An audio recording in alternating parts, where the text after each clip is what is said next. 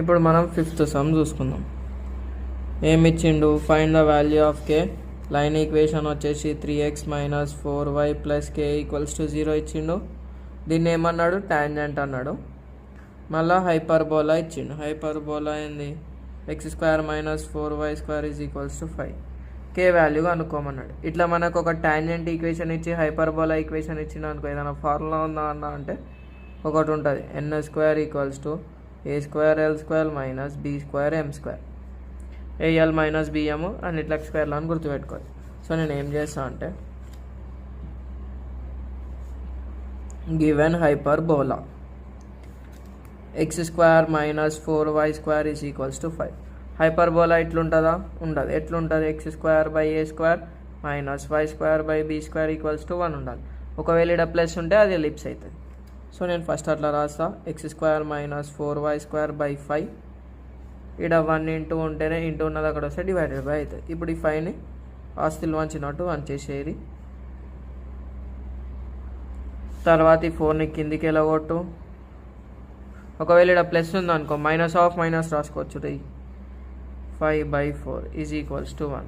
Here a² ఎంత వస్తుంది? 5 వస్తుంది. b² ఎంత వస్తుంది? 5/4 వస్తుంది. అండ్ టాంజెంట్ ఏమి ఇచ్చిండు మనకి? అడు 3x - 4y + k = 0. సో ఇక్కడ ఏమవుతుంది? l = 3, m = -4, n = k. Given condition ఏంది? n² = a²l²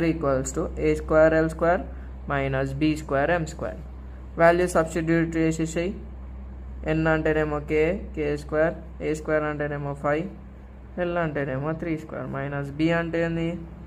5/4, m అంటే -4². సో 5 9s ఎంత? 45, 4 1s 4 1s కట. ఇక్కడ క్యాన్సిల్ చేయొద్దు, మళ్ళీ మీకు కన్ఫ్యూజ్ అవుతుంది.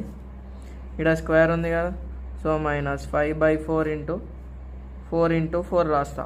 ఎందుకన్నా అంటే మైనస్ ఇంటూ మైనస్ ఏమవుతుంది? ప్లస్ అవుతుంది. సరేనా? ఇప్పుడు 4 ఒక 4 యాడ్ చేస్తా. 45 - 5 4s 20. 45లోకి 20 తీస్తే 25. So k = √25, k = +or-5. ఇంతే. మనకి ఒక టాంజెంట్ ఇచ్చి హైపర్బోలా ఇచ్చిండు అనుకో, ఈ ఫార్ములా ఒక్కటి గుర్తుకుంటే చాలు. ఏది? n² = a²l²